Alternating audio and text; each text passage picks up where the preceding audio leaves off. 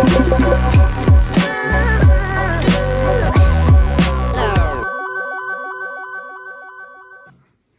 everyone and welcome back to my channel. If you're new here, my name is Kaylin and today I wanted to make another video talking about 10 more things to do instead of spending money.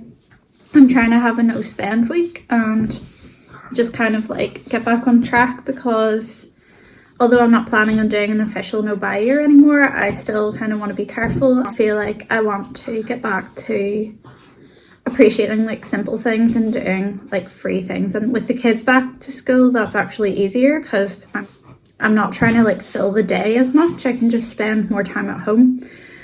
So yeah, sorry, Potato's playing with me at the same time, so if you hear grunting and see like a slobbery giraffe, that's why. So yeah, I took him for a walk this morning. I haven't even put makeup on yet because I am undecided about whether or not we're going for a run. I might take him in a little while. I haven't gone for a run yet without the girls, so it might be a bit weird, but I was going to bring my headphones and listen to music while I do it. So yeah, number one is to go for a looking for pops of colour walk, and I think this is more like achievable now that it's February. I've started to notice crocuses. I saw some clematis yesterday, and I've just noticed more colour appearing on our walks, and it cheers you up. And I just think like going out and specifically looking for those things, it just is a good start to the day. Number two is to have a practicing for Pancake Tuesday day. I kind of love Pancake Tuesday, like it's probably one of my favourite celebrations in the year, and even if it's not a celebration, I think it's like a celebration of pancakes.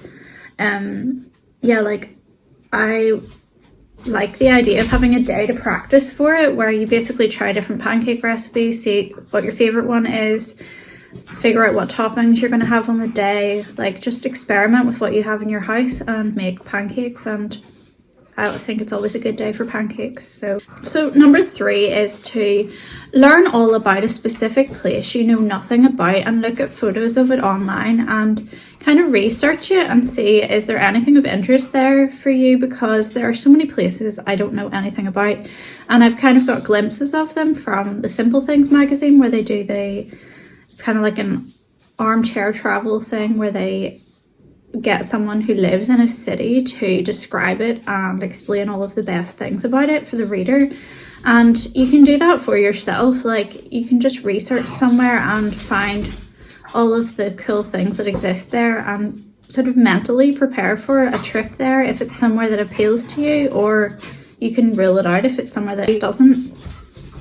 Number four is to go antique shopping just for inspiration, and that's just to go and see like what can you find, what do you see around you when you're out that makes you think, oh, I could adapt this at home, or like I could create like this kind of vibe with what I already have. And I can remember in Paris like going to a market that was held there, and it was a huge market where they had like indoor space and things, and there were so many antiques, and a lot of them were expensive and rare, and I had no intention of buying them, but just being in that environment and looking at all of the like old knickknacks and things, it just is a nice kind of slow way to spend a day. Number five is to take a sketchbook with you to a park bench and just draw what you see in front of you. Like you can just roughly sketch things around you. You don't have to be naturally like talented at drawing to do this, and it's just a good way to slow down and be more mindful of things and take in what's going on around you. And it's a great alternative to kind of getting sucked into your phone.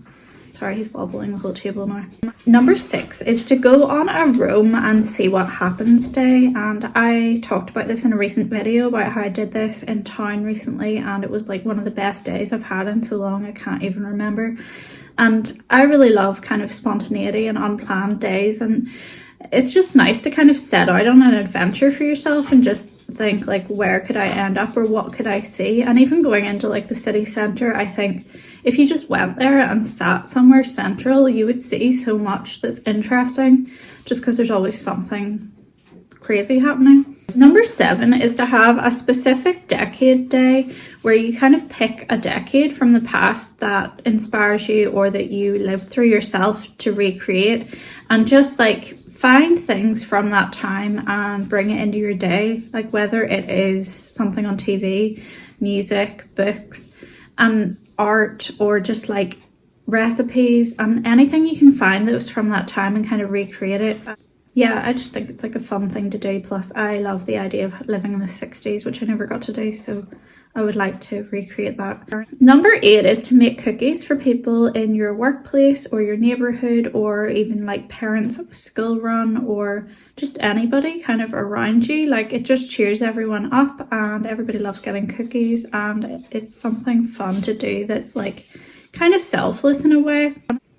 If you are one of those people that doesn't really like to bake because you're left with a lot of baked treats that then you don't know how to eat them all, it is a good way of sharing them out and making sure they're used up too.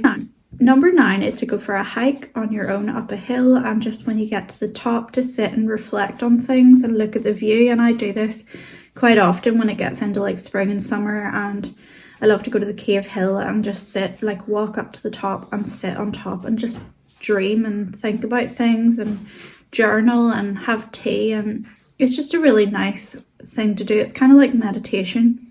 And finally, number 10 is to make something meaningful for a friend out of things that you already have in your house.